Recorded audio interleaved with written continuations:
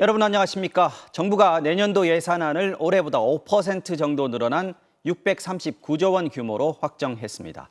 윤석열 정부가 짠 첫 예산안입니다. 코로나 피해 회복을 위해 늘렸던 지출을 모두 줄이면서 확장 재정에서 건전 재정으로 전환하겠다고 선언했습니다. 자세히 뜯어보겠습니다. 먼저 내년 예산이 전체적으로 어떻게 짜여졌는지 이덕영 기자가 보여드리겠습니다.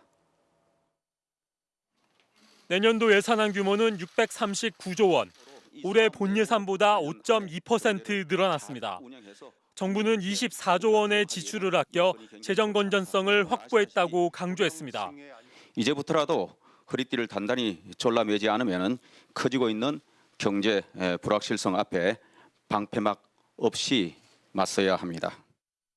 하지만 24조 원을 어디서 얼마나 깎아 아꼈는지 구체적으로 밝히지는 않았습니다. 이렇게 아낀 돈으로 윤석열 대통령 대선 공약과 국정과제에 쓰기로 했습니다. 병사 봉급 올리는데 1조 원, 돌전 아기 부모에게 월 70만 원씩 주는 부모급여 신설에 1조 3천억 원, 기초연금 인상에 2조 4천억 원이 들어갑니다. 분야별로는 국방과 복지, 환경, 연구개발 예산이 올해보다 늘어난 반면 산업, 중소기업, 에너지, 사회 간접자본, 문화, 체육, 관광 분야 예산은 줄였습니다. 특히 문재인 정부 주요 정책 예산이 삭감됐습니다. 스마트 공장 구축 예산은 2천억 원, 수소차 보급은 2,600억 원 깎였습니다. 코로나로 힘든 소상공인들을 돕고 소비를 늘리려는 목적으로 올해 6천억 원이 배정됐던 지역사랑 상품권 지원 예산은 전액 삭감됐습니다. 지역사랑 상품권이 사용되고 그 효과가 퍼지는 곳은 그 특정, 그 딱 지역에 한정되는 사업입니다. 정부는 다음 달 2일 국회에 예산안을 제출할 예정입니다. MBC 뉴스 이덕영입니다. 자, 정부 예산이라는 게 워낙 단위가 큰 숫자다 보니까 잘 와닿지 않는 분들이 많을 텐데요. 그래도 이번에 눈여겨볼 만한 예산 분야 좀 더 들여다보겠습니다. 자, 복지 분야 취재하는 정혜인 기자 나와 있고요. 자, 국방 분야 취재하는 정동훈 기자 나와 있습니다. 두 분 안녕하십니까? 안녕하세요. 자, 먼저 정혜인 기자. 자, 정부가 내년 예산 허리띠를 졸라맸다고 하는데 복지 분야 예산은 늘었어요. 복지 예산은 뭐 원래 계속 늘 수밖에 없는 거긴 하지만 처음으로 100조 원을 넘어섰다고 하는데 어떤 곳에 예산이 더 들어갔습니까? 네, 내년 보건복지 예산이 108조 규모예요. 올해보다 11.8% 그러니까 11조 넘게 늘어난 겁니다. 네. 사회 안전망을 강화하겠다는 취지인데요. 일단 기초생활수급액이 올랐습니다. 네. 4인 가구 기준으로 5.47% 인상됐는데 생계급여는 최대 154만 원에서 162만 원까지 한 8만 원 정도 더 받을 수 있게 그러네요. 됐습니다. 또 최근 집값이 올라서 생계급여 대상에서 제외될 뻔한 3만 5천여 가구 등을 위해서 재산 기준도 완화했습니다. 네. 노인 기초연금도 4.7% 정도 올랐고요.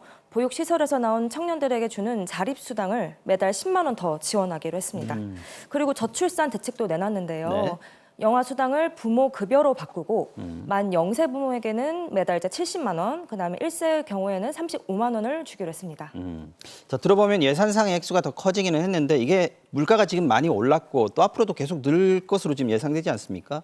그렇다면 생계급여 받는 분들이 실제로 이게 도움이 좀 될까요? 어떻습니까? 효과는 크지 않을 것 같습니다. 일단 기초연금 등 예산이 늘어난 대부분 항목이 네. 고령화나 이제 물가 상승분에 따라서 자연스레 증가하는 거고요. 네. 정부의 의지가 반영된 예산은 뭐 청년 자립수당 등 일부에 불과한 실정입니다. 네. 기초급여가 올랐다 해도 가파르게 오르는 물가는 못 따라가고 있다고 봐야 되는데요. 네. 실제로 제가 그 생계급여를 받는 한 수급자분과 이야기를 나눠봤습니다.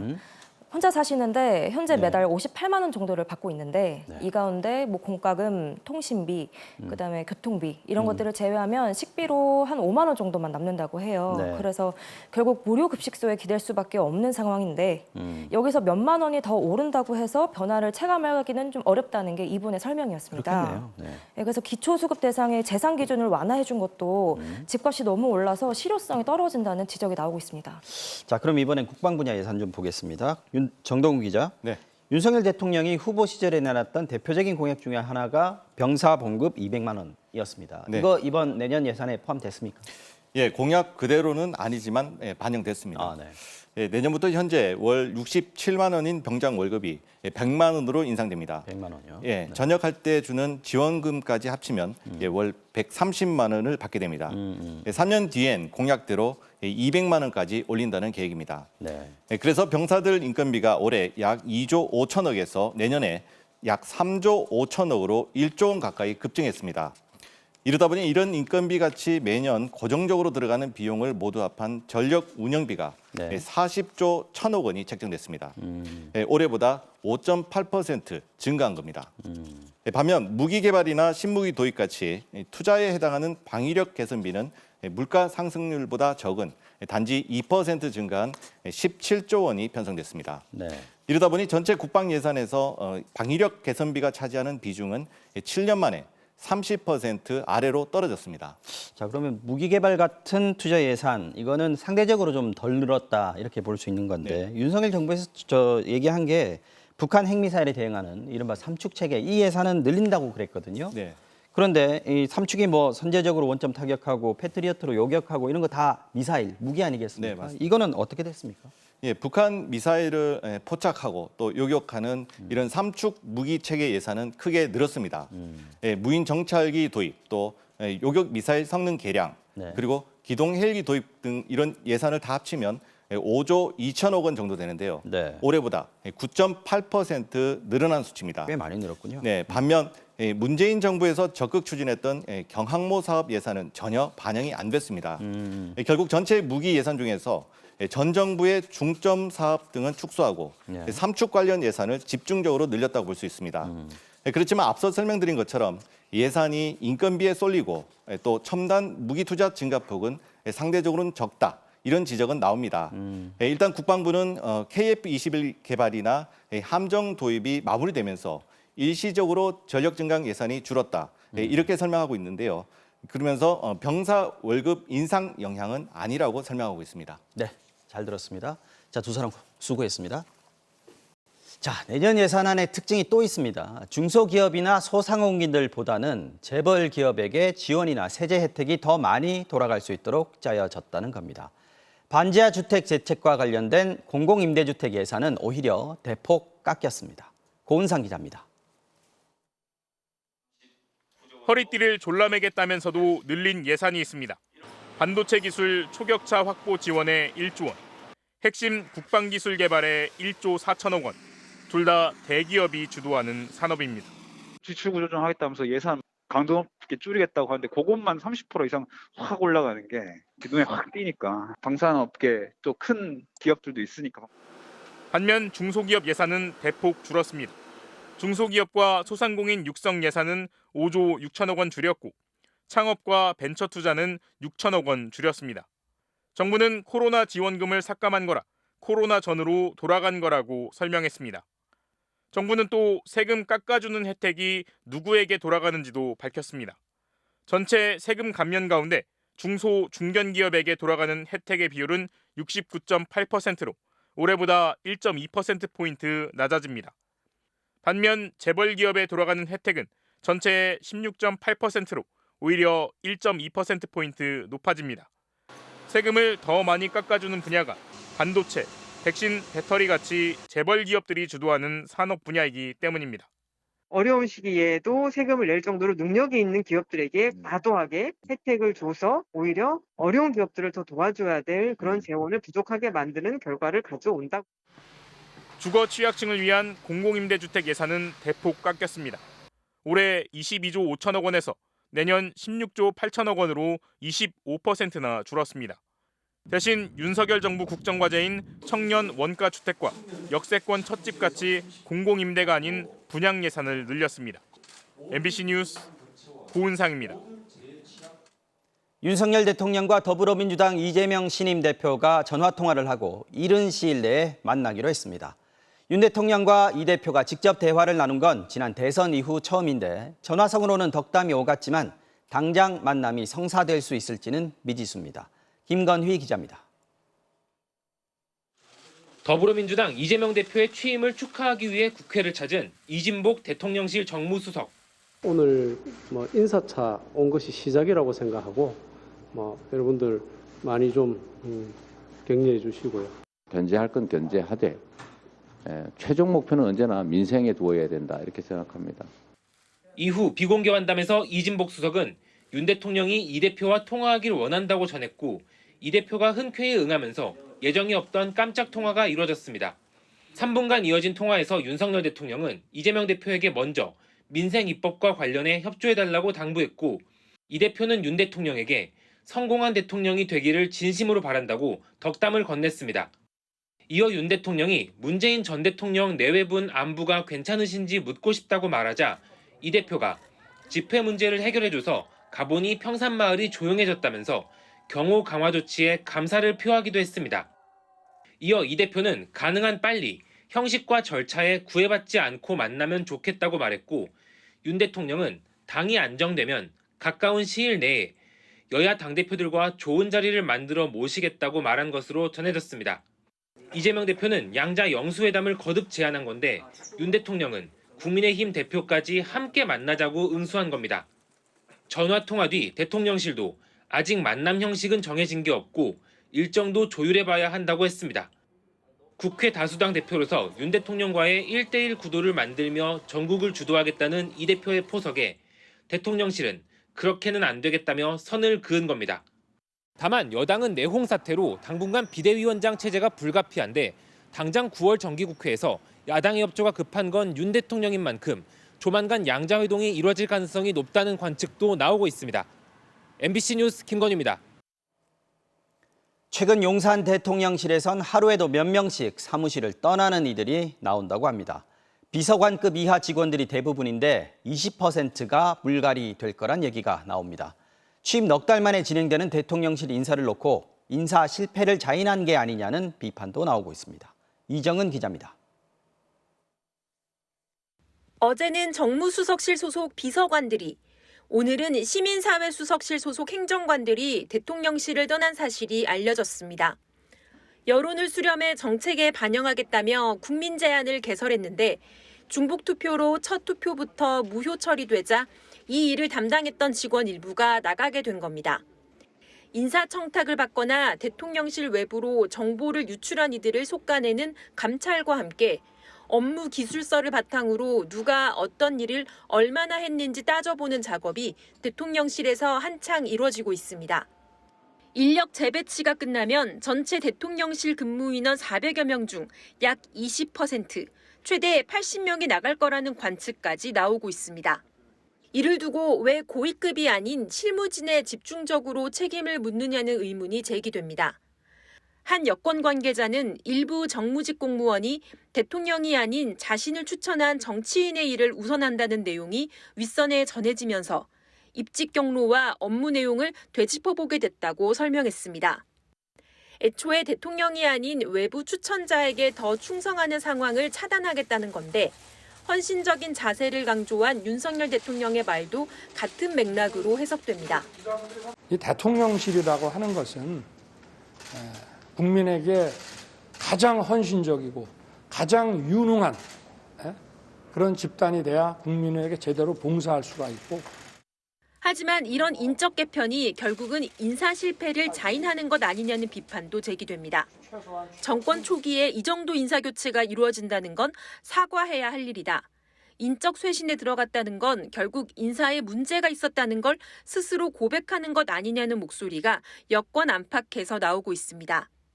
일각에선 이 같은 실무진 개편 이후에도 성과가 나오지 않으면 결국 인적 개편이 고위급으로 올라가게 될 거란 전망도 나오고 있습니다.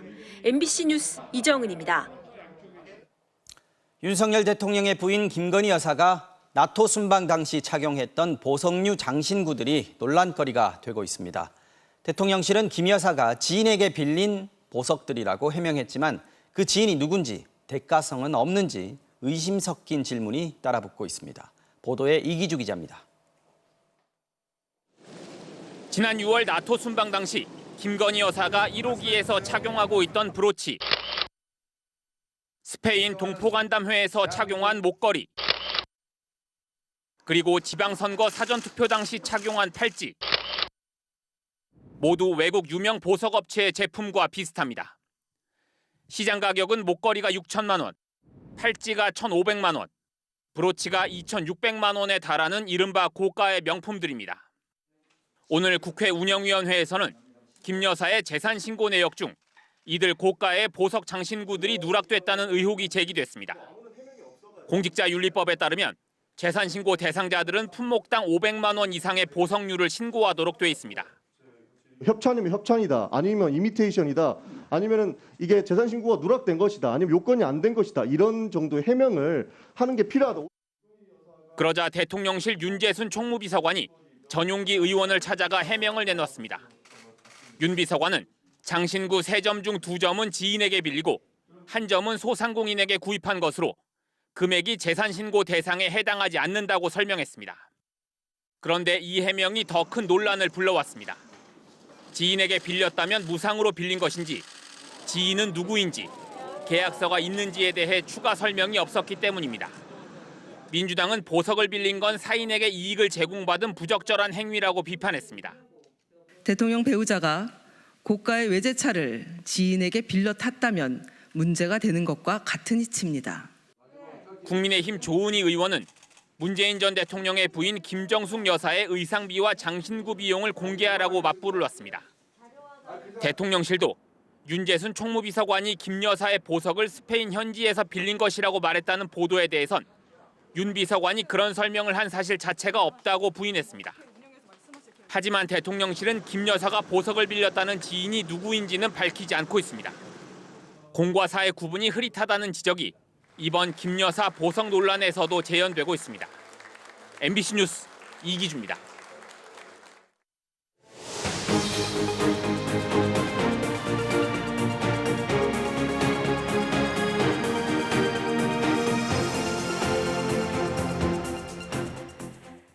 건강보험료가 내년에 또 오르게 됐습니다. 직장인들은 이제 월급의 7% 이상을 건강보험료로 내야 하는데요. 그러니까 한 달에 2,000원 정도를 더 부담하게 되는 겁니다. 정부는 최소한의 인상이라고 강조를 했지만 물가의 금리, 환율까지 올라서 가뜩이나 어려운 상황인데 국민들 부담만 늘린다. 이런 반발이 나오고 있습니다. 조희원 기자가 전해드리겠습니다. 현재 직장인들이 내는 건강보험료는 한 달 평균 14만 4,643원, 내년엔 2,000원가량 오른 14만 6,712원을 부담해야 합니다. 건강보험료율 1.49% 인상 결정에 따라 처음으로 급여의 7%를 넘었습니다. 물가도 올라가고 있는 상황인데 건강보험료도 올라간다고 생각하니까 좀 부담이 되는 것 같습니다. 소득이 올라갈수록 이게 너무 부담이 확실히 좀 많아지는 것 같기는 해요. 그만 올랐으면 좋겠어요. 지속적으로 오르고 있는 건데 머지않아 법정 상한선으로 정해놓은 8%에 이르는 것 아니냐는 우려도 나옵니다. 한 달에 2,000, 3,000원 큰 건 아니지만 그걸 내도 제대로 운영이 안 돼서 계속 이런 상황이 벌어지면 어떡하나 이런 걱정이 앞서죠. 지역가입자의 평균 보험료도 내년에는 1,598원 오릅니다. 다만 건보료 부과체계 개편에 따라 상대적으로 부담이 낮아질 것으로 보입니다.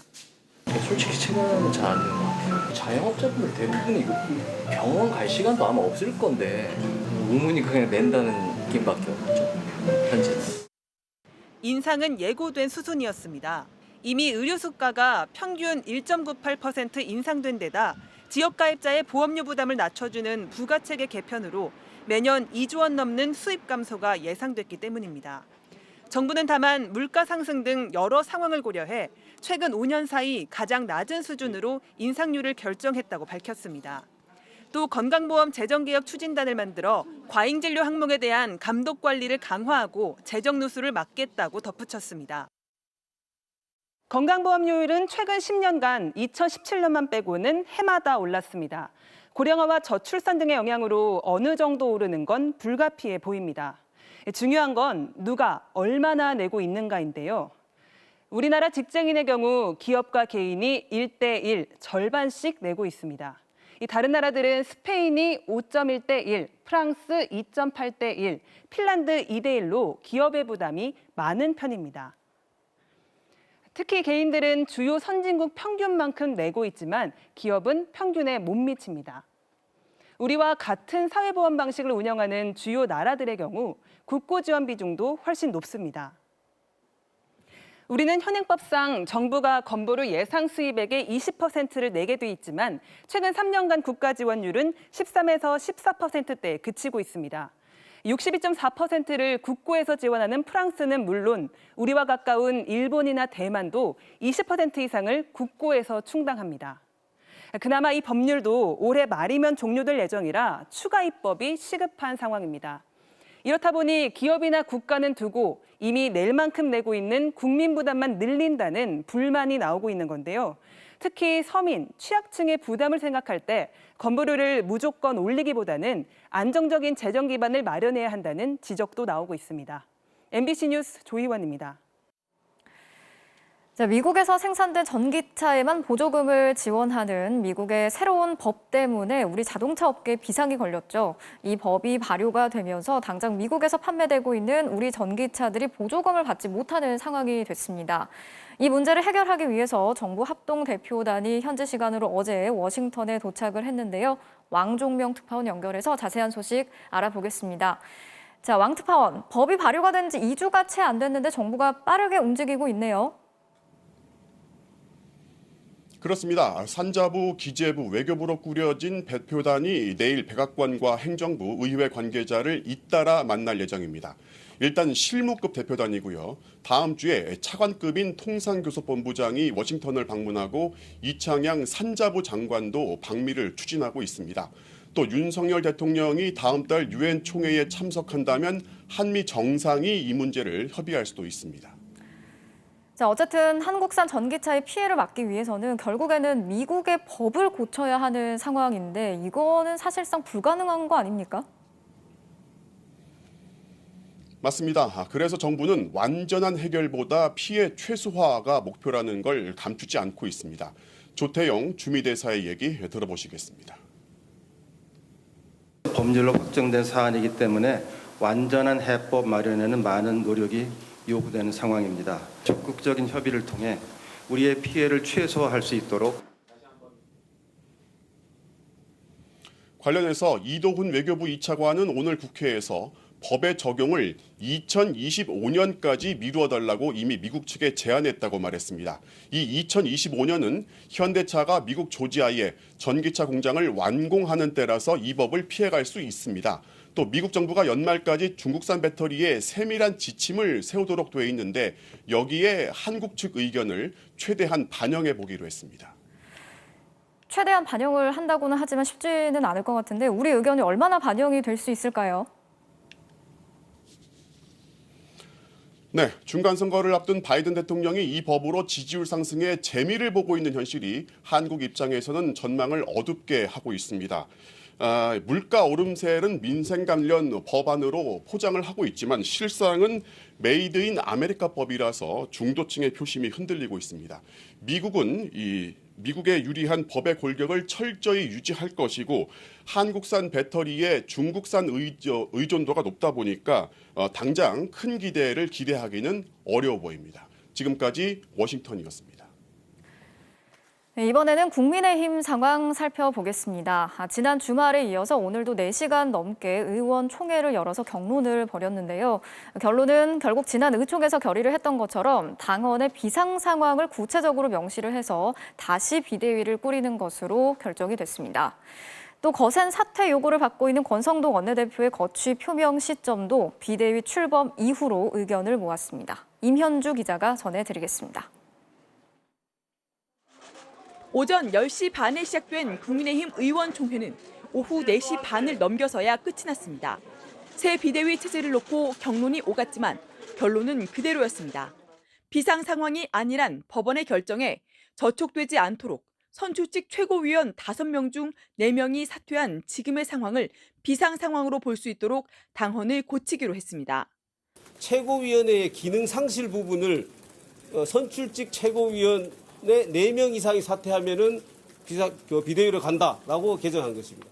추석 전 비대위 출범 방침도 재확인하고 당헌 개정에 반대하고 있는 서병수 상임 전국위 의장에게 전국위 소집을 강력히 요구하기로 했습니다.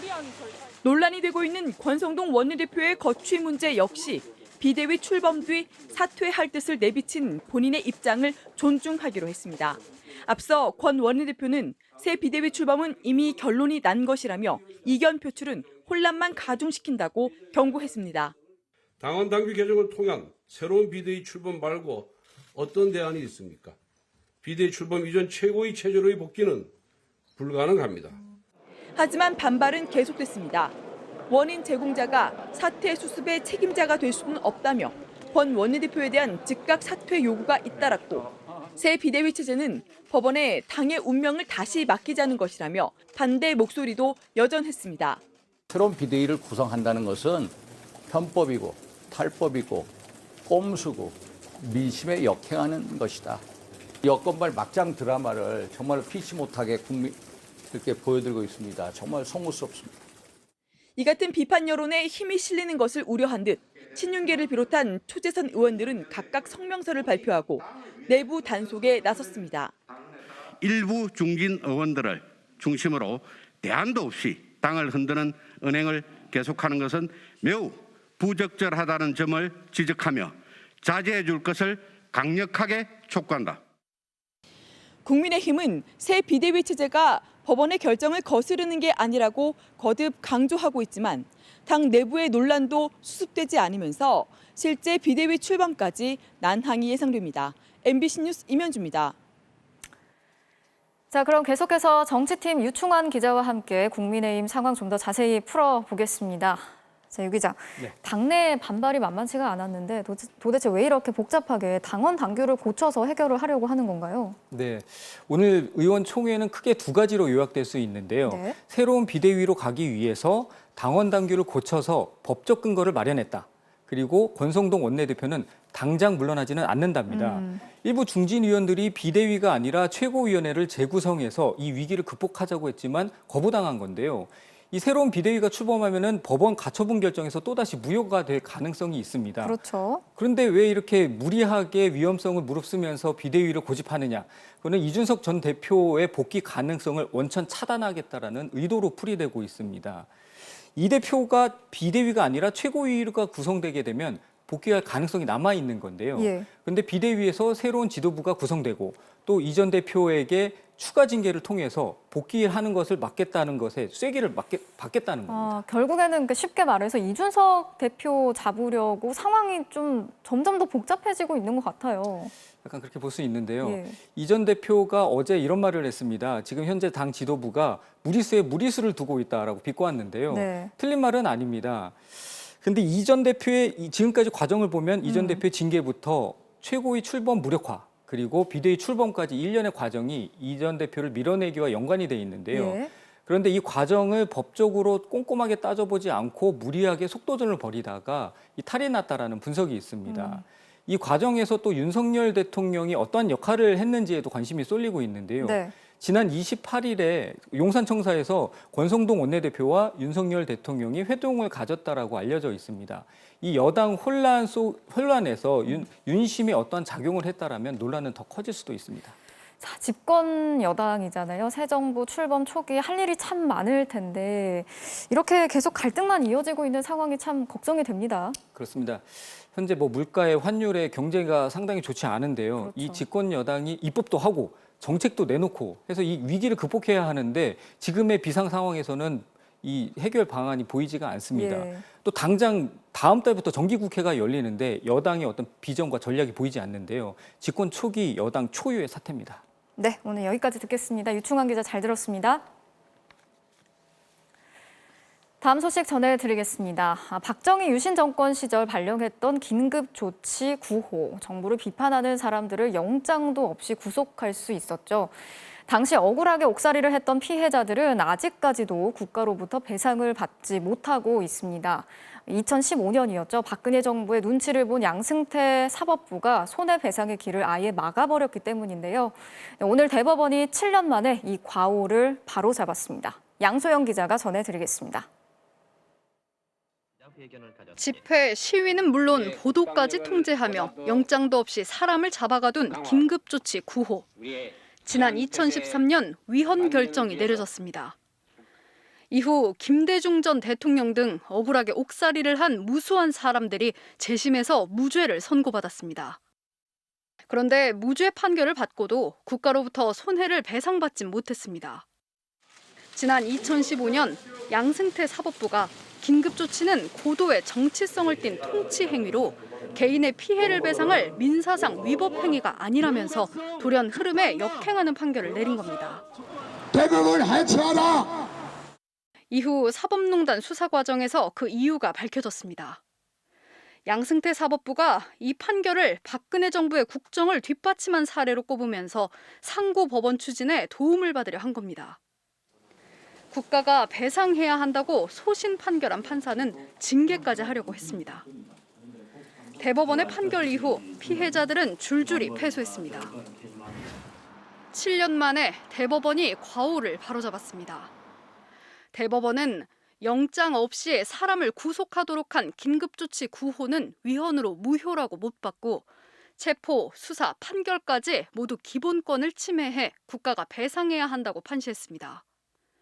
수사기관과 법관의 직무행위는 일련의 국가 작용으로서 전체적으로 보아 국민의 기본권 보장 의무에 반하여 7년 더 늦어진 정의. 대법원은 판결문에서 깊은 사과와 위로를 전하고 다시는 국민의 기본권 침해를 외면하지 않겠다고 다짐했습니다. 벌써 50년이 지나서 우리가 머리가 희끗해지고 우리들은 이제 노년에 이르렀습니다. 귀한 판결을 해준 대법원에 감사를 드리고 대법원이 판례를 바꿨다 해도 이미 내려진 확정 판결을 뒤집을 수는 없습니다. 7년 사이 재판이 끝나버린 피해자들은 영영 배상을 받을 수 없다는 얘기입니다. MBC 뉴스 양소연입니다.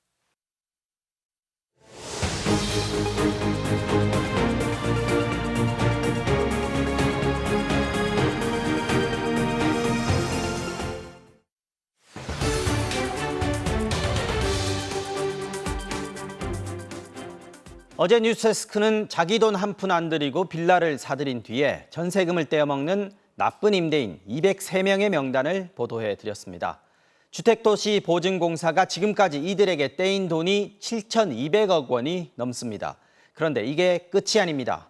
보증공사가 이 나쁜 임대인들 앞으로 서준 보증금 총액은 1조 6천억 원에 육박합니다. 그러니까 아직도 8천억 원 넘는 보증사고가 언제 터질지 모르는 시한폭탄처럼 남아있다는 뜻입니다. 먼저 박진준 기자의 보도입니다. 수도권에서 가장 많은 빌라를 사들인 1위 51살 권모 씨. 무려 1,242채를 갖고 있습니다. 권 씨도 주택도시보증공사의 나쁜 임대인 블랙리스트에 올라 있을까? 있습니다. 그런데 떼인 보증금은 얼마 안 됩니다. 9건, 19억 원에 불과합니다. 보증공사가 권 씨 소유 빌라에 서준 보증은 모두 629건, 1,184억 원. 대부분은 아직 터지지 않았다는 뜻입니다. 권 씨가 빌라를 집중적으로 사들인 시기는 재작년 2월부터 작년 10월까지.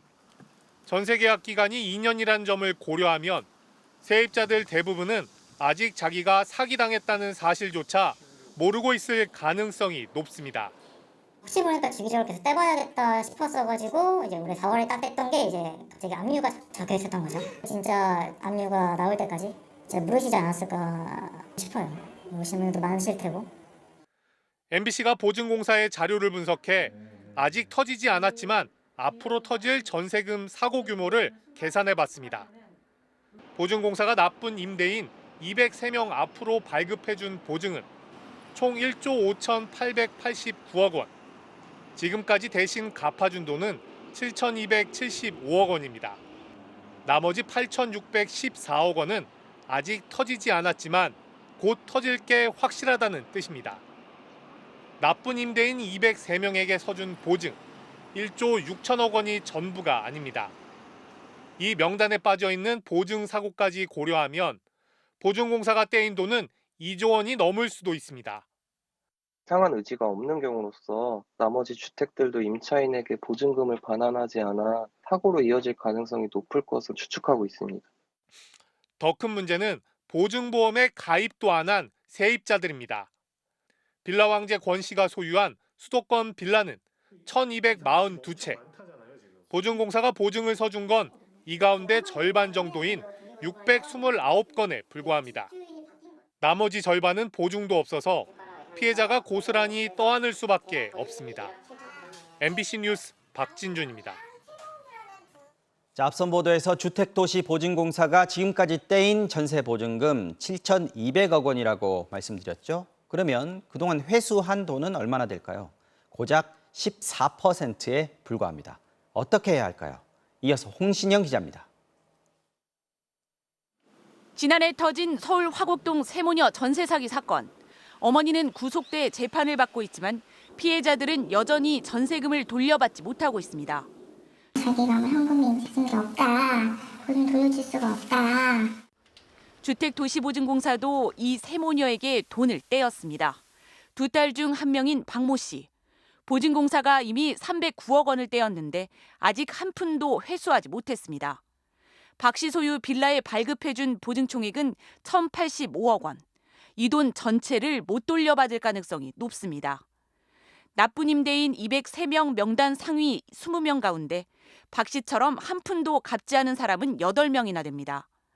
주택도시보증공사가 지금까지 떼인 돈 7,200억 가운데 회수한 돈은 1,000억 원 남짓, 전체의 14%에 불과합니다. 그나마 회수한 건들 대부분은 빌라를 사겠다는 새 주인이 나타난 경우입니다. 이 중 상당수는 세입자가 전세금 떼일까 봐 울며 겨자 먹기로 빌라를 사들인 경우입니다. 보증공사는 추징이나 조사를 할 수 있는 권한이 없습니다. 결국 압류를 걸고 경매로 집을 팔아야 회수할 수 있는데 2년 넘게 걸립니다. 게다가 보증공사가 압류를 걸면 그 집에 세든 세입자들은 전세금을 받아낼 길이 더 없어집니다. 세입자를 보호하기 위해서 만들어진 기관인데 임대인의 건물에다가 가압류를 걸어놓고 아무 조치도 하지 않음으로써 그 안에 살고 있는 세입자한테 피해를 주고 있는 상황인 거잖아요. 보증공사는 회수율이 저조한 건 보증사고의 80%가 최근 2년 안에 발생했기 때문이라며 신속한 회수 방안을 강구하겠다고 밝혔습니다. MBC 뉴스 홍신영입니다. 네, 전세 사기 문제를 취재한 경제팀 홍신영 기자에게 몇 가지 더 물어보겠습니다. 자, 홍 기자.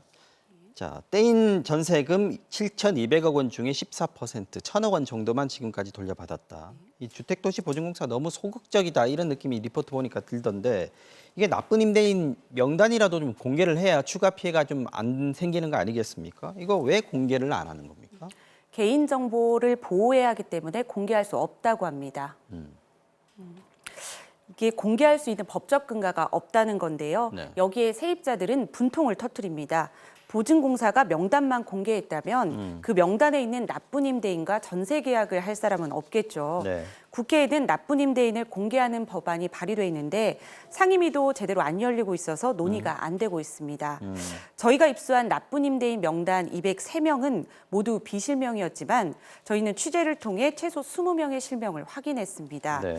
이들의 실명을 공개하는 방안에 대해 법률 검토를 할 계획입니다. 자, 전세 사기꾼들이 지금 1,000채가 넘는 빌라들을 싹쓸이 해가지고 사기를 치고 있지 않았습니까? 그동안 정부는 대체 뭘 하고 있었나 지금 답답한데 이거 막을 방법이 없습니까? 막을 방법이 있습니다. 이번에 저희 취재를 도와준 곳이 부동산 빅데이터 업체인 빅밸류라는 곳인데요. 네. 이 업체가 전세 사기 거래의 특징을 이용해서 사기꾼을 식별해내는 프로그램을 개발했습니다. 네. 모두 10명을 수도권에서 찾아냈는데 보증공사의 나쁜 임대인 상위 15위 명단과 한 명만 빼고 겹쳤습니다. 그렇군요. 그만큼 정확도가 높았습니다. 그런데 여기에 사용된 데이터는 이미 모두 공개된 공공 데이터들이었습니다. 네. 그러니까 정부가 의지만 있다면 이렇게 사기가 판치기 전에 얼마든지 예방할 수 있었다는 뜻입니다. 그러네요. 주택도시보증공사의 태도도 문제입니다. 보증공사의 보증 규모가 200조 원이 훨씬 넘으니까 1, 2조 원 떼이는 게 큰일이 아닐 수도 있습니다. 하지만 이미 피해가 크고 수많은 서민들의 피해를 예방해야 한다는 차원에서는 더 철저히 관리하고 회수하려는 의지가 아쉽습니다. 네, 여기까지 듣겠습니다. 홍신영 기자 수고했습니다.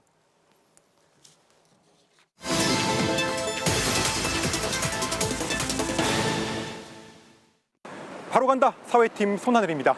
오는 10월로 예고된 대형 이벤트 때문에 부산 시내가 벌써부터 들썩이고 있습니다.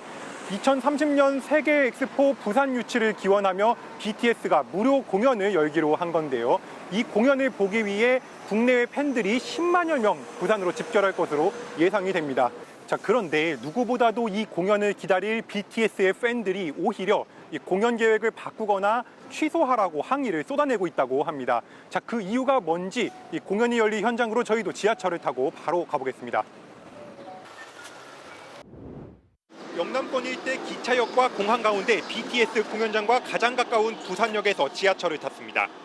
공연 당일엔 행사장 주변의 차량 통행이 통제되기 때문입니다.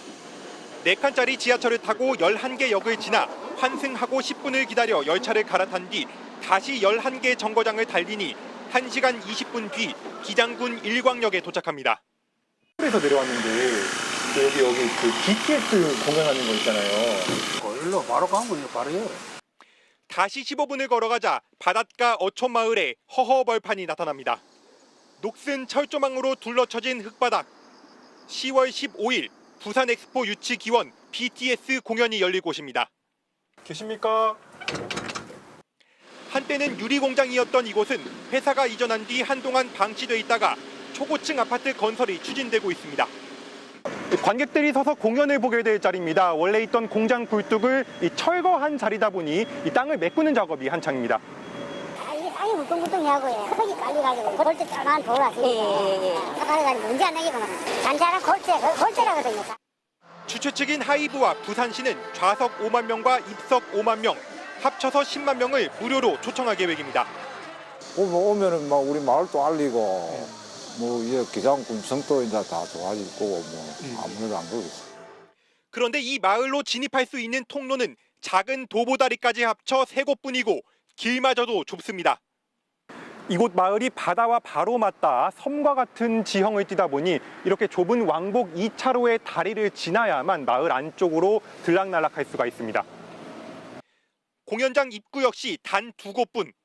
도로에는 가로등이 드물어 밤이면 캄캄한 암흑으로 변하고 주변에는 식당이나 화장실 등 이렇다 할 편의시설도 없습니다. 10만 명의 관객이 모여야 되는데 출입과 통행에 문제가 없을지, 교통대란과 안전사고 우려는 없는지 걱정된 팬들이 벌써부터 현장에 왔습니다. 거기 인프라가 전혀 없는데 어떻게 거기서 하게 된 거지 하고 제가 현지 답사차 온 거예요. 제가 아미다 보니까 아미들이 온다면 되게 불편하지 않을까.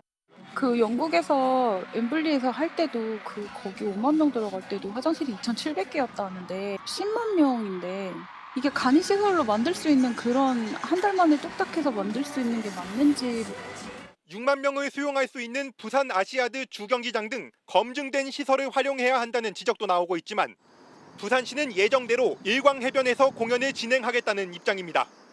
한꺼번에 10만 명이 들어갈 수 있고 100m 이상의 무대에 100톤급 크레인을 설치할 수 있는 지반을 갖춘 유일한 곳이라는 겁니다. 수요가 일시적으로 급증한 숙박도 문제입니다. 공연장 주변 마을의 숙박업소는 작은 여관 한 곳과 모텔 몇 곳이 전부. 부산 지역 전체 객실 수도 6만 5천 개에 불과합니다. 이미 그날인데 지금 만실이어가지고 7, 80 아까 그거 이게 진짜 완전 최고 비싼 거고 정상 가격이 있으니까. 공연 계획이 알려진 뒤 하룻밤 5만 원에서 10만 원 하던 모텔은 100만 원 안팎까지 뛰어올랐습니다. 금요일에 45만 원, 그다음에 토요일에 95만 원 돼 있네요. 저희가 어떻게 지금 바꿀 그거는 없는 것 같습니다. 심지어는 1,000만 원을 내면 하룻밤을 묵게 해주겠다는 아파트 집주인까지 등장했습니다. 팬들의 원성이 커지자 부산시는 물론 공정거래위원회까지 현장에 직원들을 보내 단속하기로 했지만 대부분의 팬들이 이미 울며 겨자 먹기로 거액을 지불한 상황입니다. BTS를 통해서 한국의 문화를 알리게 되는 건데 이 외국에서 분명히 아미들이 오게 돼 있거든요. 한국의 이미지도 조금 걱정스럽고. 부산시는 공연 당일 항공기와 열차를 늘리고 공연장까지 배를 띄우는 방안도 검토하고 있다고 밝혔습니다. 하지만 엑스포 유치 홍보를 위한 공연이 자칫 역효과만 불러오는 것 아니냐는 우려는 잦아들지 않고 있습니다. 바로 간다 손하늘입니다. 자, 이달 초에 다시 개장한 광화문 광장에 설치된 예술 작품인데요. 자세히 보시면 조선 총독부 건물 보이시죠? 그리고 위쪽으로 일장기를 떠올리게 하는 빨간색 동그라미도 그려져 있습니다. 서울시는 광화문 광장의 역사와 변화 과정을 보여주려고 했다라고 설명을 했지만 논란이 커지자 결국 작품을 철거했습니다. 이동경 기자가 전해드리겠습니다. 광화문 광장과 바로 맞닿아 있는 버스 정류장. 정류장에 대형 포스터가 걸려 있습니다. 하얀색 바탕에 붉은색 계열의 커다란 원이 그려져 있고 그 아래로 조선 총독부 건물이 선명히 보입니다. 경복궁은 총독부 건물에 가려져 있습니다. 광화문 광장 재개장 기념으로 서울시가 작가들과 협업해 광화문 변천을 그린 4개 작품 가운데 두 번째 그림입니다. 일제강점기 시절에 광화문을 그렸다지만 수탈과 민족정기 단절을 상징하는 총독부 모습이 선명한 데다 일장기가 연상되는 배경이 논란을 일으켰습니다. 거슬리죠. 지금이 해방된 게가 언제든지 빨리빨리 정리를 해야 되는데 일본 잔해가 너무 많이 남아있는 것 같고요. 인터넷 커뮤니티와 SNS에서도 일제강점기를 표현한 그림에 일장기 느낌의 빨간 동그라미를 넣은 건 너무했다. 이순신과 세종대왕 동상이 있는 광화문에 전혀 맞지 않는다는 지적이 잇따랐습니다. 일단 조선 총독부 눈에 딱 들어왔고 저건 일장기다 딱 상상이 되고 그 밑에 부분은 우리나라를 그려놨잖아요. 기분이 안 좋아요. 서울시는 문화재청으로부터 받은 시대별 사진을 바탕으로 제작한 거라며 정치적 의도는 전혀 없다고 밝혔습니다. 일장기 논란에 대해서도 그림 속 네모는 길, 동그라미는 문이라며 암담한 현재를 벗어나 미래로 나가는 모습을 학으로 형상화한 것이라고 설명했습니다. 하지만 비판이 계속되자 서울시는 결국 해당 작품은 물론 4점을 모두 철거했습니다. 최근 일본 관련 이미지 사용으로 논란이 빚어진 건 이뿐만이 아닙니다. 문화체육관광부는 과거 조선 총독이 살았던 청와대 옛 본관 모형을 복원하겠다고 했다가 반발을 샀고 국가철도공단도 광복절 기념 SNS 게시물에 일본 고속철도 신칸센 이미지를 첨부했다가 삭제하고 사과했습니다. MBC 뉴스 이동경입니다.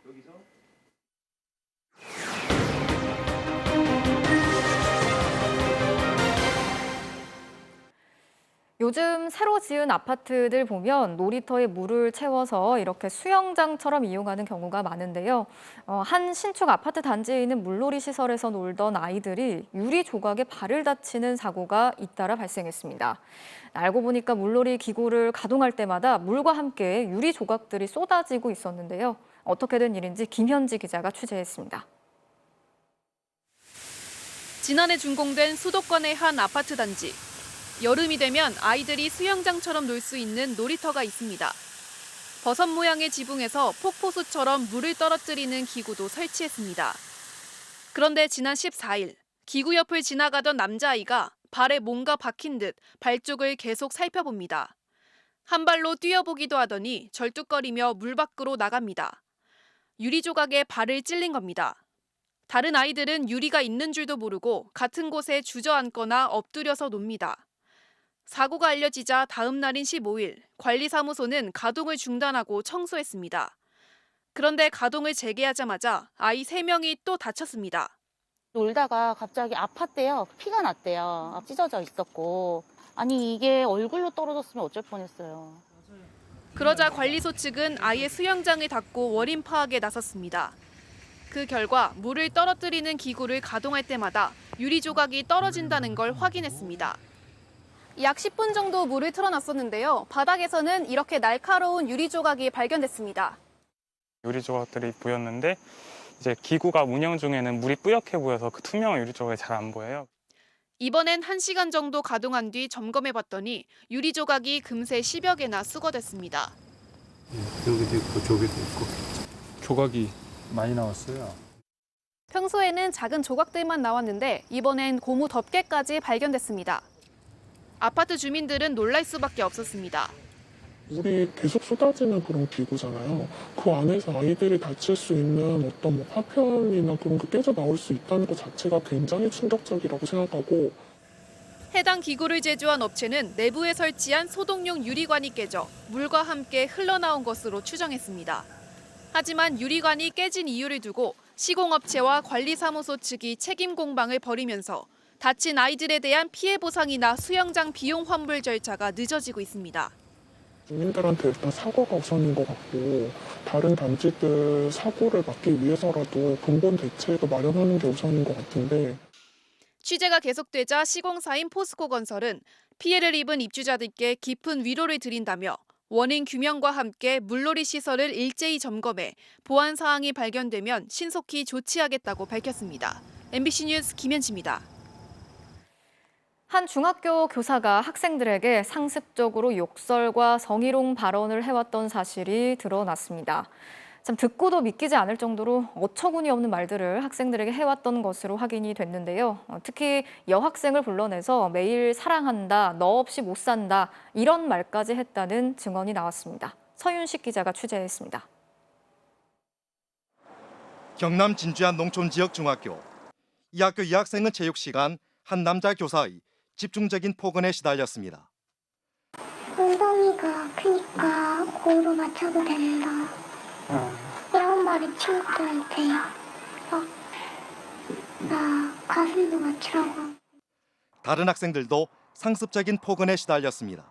욕설은 그냥 맨날 들었던 것 같은데 다른 애들한테는 그냥 욕도 하고 너가 X냐. 특히 이 학생들은 일상적인 성희롱성 발언에 시달렸다고 말했습니다. 나 사무실에 불러내서 저한테 다리 예쁘니까 그냥 입으라고 그렇게 말씀도 하셨고 지금 섹시하다라는 말도 하셨어요. 학생들은 학교에 도움을 요청했습니다. 그런데 학교는 학부모들에게는 학생 말만 믿지 말라며 교사를 두둔했습니다. 이 양반은 자기네 수업만큼은 엄청 열심히 합니다. 학생들한테 물어보십시오. 그러더니 교장은 피해 학생들 앞으로 해당 교사를 데려왔습니다. 미안하다, 이해해줘라고 하는 거예요. 그러면서 이제 교장 선생님이 와가지고 사과 받아주실 거면 동의하시면 박수 주세요 하는 거예요. 거의 다 앉혔어요. 학교 성고충심의위원회가 열렸지만 이번엔 성희롱이 아니라고 판단했습니다. 공개적인 장소에서 발언했고 피해 학생 한 명이 처벌을 원하지 않았다면서 교사 품위 유지 위반으로 징계만 권고했습니다. 더 이상 참지 못한 아이들은 용기를 냈고 이 교사가 특정 여학생을 대상으로 성희롱 발언을 해왔다는 증언까지 나왔습니다. 선생님이 저보고 맨날 사랑한다 그러고 너 없이 못 산다 이러면서 그러셨죠. 경남교육청은 해당 교사가 제기된 혐의를 인정하고 있다고 밝혔고 학교는 성학대 혐의로 교사를 경찰에 신고했습니다. MBC 뉴스 선식입니다. 10대로 추정되는 남녀가 종이 가방 속에 갓난 아기를 넣어서 주차장에 버리고 달아났습니다. 아기는 탯줄도 그대로 붙어있는 상태였는데 다행히 건강에는 큰 문제가 없는 것으로 확인됐습니다. 현지호 기자가 단독 취재했습니다. 한밤중 주택가 골목으로 들어서는 남녀. 길 한가운데서 잠깐 이야기를 나누더니 남성이 흰 종이 가방을 받아듭니다. 이들은 주위를 두리번거리다가 종이 가방을 주차장 한쪽에 두곤 곧 사라져버립니다. 이 안에 들어있던 건 갓 태어난 여자 아기. 탯줄까지 달린 채 담요에 쌓여 있었습니다. 아이는 이곳에 버려진 뒤 30분 넘게 방치돼 있다. 인근 주민에게 발견됐습니다.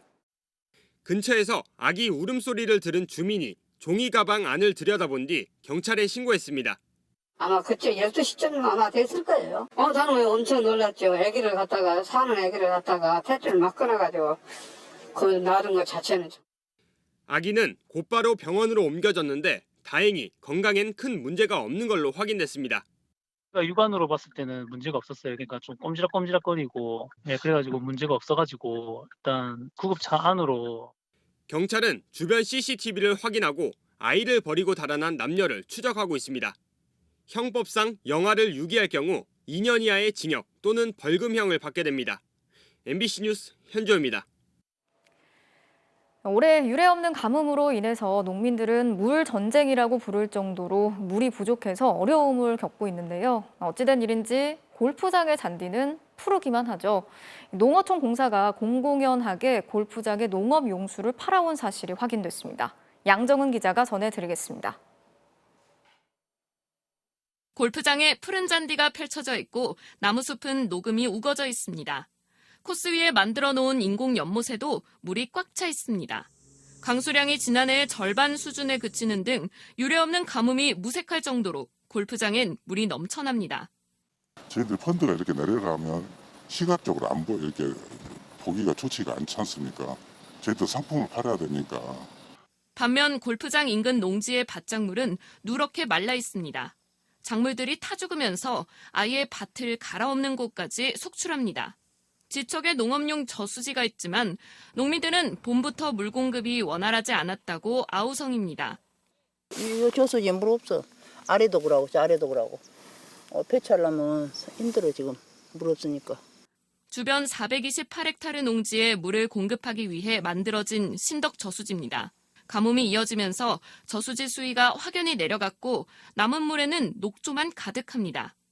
작년 이맘때쯤 이곳의 저수율은 70에서 80% 정도로 여유가 있었지만 올해는 30%대로 용수 공급이 어려워질 수준입니다. 그런데 이 저수지에서 올해 골프장이 끌어다 쓴 물은 무려 24만 톤. 2019년 이후 골프장 잔디와 조경에 쓰인 농업용수만 141만 톤에 이릅니다. 공짜는 아닙니다. 농어촌공사는 골프장에 톤당 68원에서 81원가량의 물을 팔아 같은 기간 1억여 원의 이익을 거뒀습니다. 국가에서 그 농어촌공사가 있는 자원을 활용해서 수익을 창출해라. 도로공사라는 요금 받듯이. 그건 농어촌공사 저수지 남는 잉여수랑 있으면은 사용과 이 국가 법입니다. 이거. 또 저수율이 평년 대비 60% 미만으로 떨어진 지난 5월 말부터는 골프장에 물을 팔지 않았다고 해명했습니다.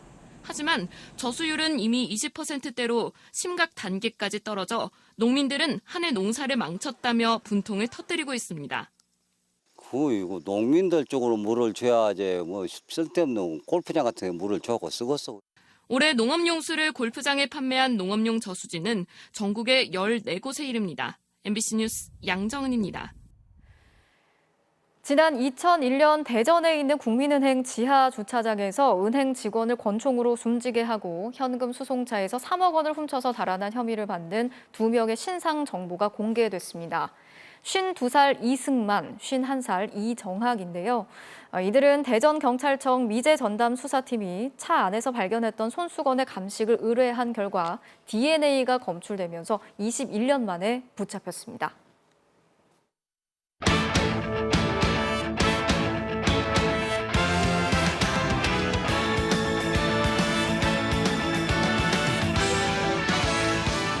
화요일 밤 스포츠 뉴스입니다. 유럽 축구 이적 시장 마감을 사흘 남겨두고 황희찬 선수를 향한 러브콜이 뜨겁습니다. 최근 짧아진 출전 시간 때문에 황희찬 선수도 고민인 것으로 알려졌는데 과연 새로운 팀으로 떠나게 될까요? 김태훈 기자입니다. 딱 1년 전 오늘 홈팬들의 뜨거운 환호 속에 울버햄프턴 입단을 알렸던 황희찬. 성실한 훈련 태도와 성공을 위한 철저한 자기관리, 그리고 적극적인 친화력을 바탕으로 팀 내 적응을 완벽하게 마쳤습니다. 하지만 최근 들어 상황이 급격히 달라졌습니다. 개막전에서는 85분을 소화했지만 이후 출전 시간이 급격히 줄기 시작했고 컵 대회 페널티킥 실축에 뉴캐슬전에선 뼈아픈 실점의 빌미를 제공하면서 팀 내 입지가 흔들리기 시작했습니다. 그리고 이적설이 뜨겁게 타올랐습니다. 적극적인 관심을 보인 팀은 3개. 프리미어리그의 리즈와 에버턴, 이탈리아의 AS 로마입니다. 유럽 이적 시장에 정통한 관계자는 이 세 팀이 진지한 관심을 보이고 있고 상황에 따라 이적이 급물살을 탈 수 있다면서 잘츠부르크 시절 스승인 리즈의 마시 감독은 본인이 직접 영입 의사를 전했다고 말했습니다. 황희찬도 프리미어리그 내 이적에 무게를 두고 있는 것으로 알려졌습니다. 독일에서도 뛰었고 오스트리아에서도 뛰어봤지만 진짜 설명하기 힘든 직관으로 봤을 때 조금 느낄 수 있는 그런 특별함이 있는 것 같아서 진짜 영국에서 뛰는 게 너무 기쁘고요. 히메네스가 부상에서 복귀했고 네투와 포덴스, 트라오레 등 공격 자원이 이미 포화 상태인데다 슈투트가르트의 장신 공격수 칼라지치의 영입설까지 제기된 상태. 라즈 감독도 황희찬의 이적 가능성을 인정했습니다. Do you see any outgoings before deadline day? We've seen few players like Willy Bolly or Hang. Everything can happen. The opportunities for some players have here, and decided what is the best for the club and for the players.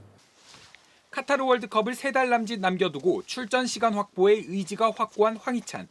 여름 이적 시장 마감은 이제 사흘 남았습니다. MBC 뉴스 김태훈입니다. 그리스 명문 올림피아코스로 임대 이적한 황의조가 리그 데뷔전을 치렀습니다. 2라운드 원정 경기에서 교체 명단에 이름을 올린 황의조. 후반 25분 이적 사흘 만에 교체로 그라운드를 밟았는데요. 공격 진영에서 적극적인 태클도 하면서 몸이 가벼워 보이죠. 선발 출전한 대표팀 동료 황인범과 환상적인 호흡도 자랑했는데요. 후반 40분에는 황인범의 흘려준 공, 황의조가 터닝슛으로 연결했는데 골대를 살짝 넘어갑니다. 특유의 한 박자 빠른 슈팅이었는데 너무 아쉽네요. 황인범의 결정적인 중거리 슛도 살짝 골대를 빗나가면서 올림피아코스는 득점 없이 비겼는데요. 황의조, 황인범, 벤투호의 주축인 두 선수의 멋진 활약. 앞으로도 기대가 되네요. 올 시즌 프로농구에 주목할 만한 선수가 있습니다. 한국과의 악연을 인연으로 만든 KBL 필리핀 1호 선수 벨란겔입니다. 송기성 기자가 소개합니다. 지난해 아시아컵 예선, 필리핀의 벨란겔은 버저비터 한 방으로 우리 대표팀의 패배의 비수를 꽂았습니다. 하지만 그 악연은 인연으로 이어졌습니다. KBL 최초의 필리핀 선수로 가스공사 유니폼을 입게 됐습니다. 안녕하세요. Kogaseb Belangel입니다. Actually, that moment changed my basketball career, the way people think of me. 벨란겔이 물꼬를 튼 뒤 지금까지 6명의 필리핀 선수가 아시아 쿼터로 한국 무대 도전을 택했습니다. My favorite food as of now is samgyup. I like kimchi soup, the kimchi soup. How is the food here? How's the weather? Something like that. So basically that's it. 키는 175cm로 작지만 파이팅 넘치는 수비와 패스, 슈팅력이 돋보이는 포인트 가드로 함께 호흡을 맞출 이대성의 기대도 큽니다. 재능이 아주 충만한 것 같습니다. 제가 좀 영어가 벨란겔 선수랑 더 많이 소통할 수 있고 최대한 편안하게 본인 역량이 100%에 가깝게 나올 수 있도록 도와주는 게 작은 키에 짧은 머리, 플레이 스타일은 유도훈 감독의 현역 시절을 연상케 합니다. 몇 번 이제 움직이다 보면 많이 힘들어하는 것 같습니다. 그래도 이제 농구의 어떤 길과 또 센스가 있는 선수라고 보입니다. 대학교 졸업한 선수고 어린 선수이기 때문에 이제 제가 좀 잘 만들어 나가야 될 것 같습니다. 벨란겔의 코리안 드림이 가스공사의 첫 우승 꿈을 이룰 마지막 퍼즐이 될 수 있을지 주목됩니다. We're aiming for the championship. Kogas fighting! MBC 뉴스 송기성입니다. 이제 매 경기가 마지막이 될지도 모를 테니스 여제의 이야기로 토플레이 출발합니다. US 오픈 1회전이지만 결승전 못지않은 열기로 들썩이는 경기장. 이번 대회를 끝으로 은퇴 예정인 세레나 윌리엄스 때문인데요. 41살 테니스 여제의 마지막 경기가 될 수도 있기에 수많은 팬들이 몰렸어요. 그래서일까요? 윌리엄스의 화려한 복장이 눈길을 끌었는데요. 실력도 여전했습니다. 전성기 못지않은 시속 188km의 서브에 일방적인 응원까지 등에 업고 1시간 40분 만에 2대0 완승을 거둡니다. 2회전 상대는 세계 2위 콘테베이트인데요. 윌리엄스의 라스트 댄스 계속될 수 있을까요? 이번엔 미국 리틀 야구인데요. 폭투가 나왔어요. 그런데 공이 어디로 맞힌 거죠? 펜스 안쪽에 설치된 방송 카메라를 강타했군요. 하필 그물이 설치되지 않은 렌즈를 완전히 박살내고 말았어요. 그래도 다친 사람이 없어서 다행이네요. 지금까지 토플레이였습니다. 미국 대학 축구에서 나온 골입니다. 자세는 애매했지만 결과는 절묘했네요. 화요일 밤 스포츠 뉴스였습니다.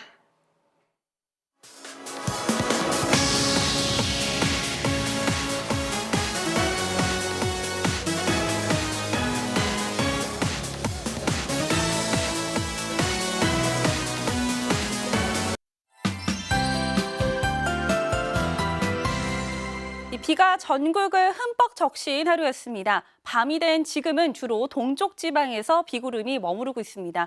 이 시각 공주와 울산 등지에서 시간당 10mm의 다소 강한 비가 내리고 있는데요. 서울 등 서쪽 지방의 비는 내일 새벽 사이에 그치겠고요. 동쪽 지방은 오후까지 더 이어집니다. 예상 강우량은 강원 남부 동해안과 충북 북부, 경북 북동부 지역에 최고 100mm 이상, 그 밖에 강원도와 경상도를 중심으로 20에서 70mm가량입니다. 오늘은 종일 비가 오면서 서울의 낮 기온이 20도 선에 그쳤습니다. 특히 영월과 원주의 최고 기온은 8월 기준 역대 최저를 기록했는데요. 내일은 비가 그치고 다시 낮 기온이 오름세를 보이겠습니다. 또 수도권 북부와 영서 북부는 오후에 약하게 소나기가 내리겠습니다. 내일은 전국에는 흐린 가운데 오후부터는 동풍이 강해지면서 동해안과 제주도에서는 너울성 파도가 밀려오겠습니다. 아침 최저 기온은 서울 19도 등으로 오늘보다 높겠고요. 낮 최고 기온은 서울 27도, 대구 26도로 중부를 중심으로 중심으로 오늘보다 7도가량 오르겠습니다. 다음 주는 11호 태풍 흰담노의 이동 경로에 따라서 날씨가 매우 유동적일 것으로 보입니다. 날씨였습니다. 화요일 뉴스데스크 마치겠습니다. 오늘도 함께해 주신 여러분 고맙습니다.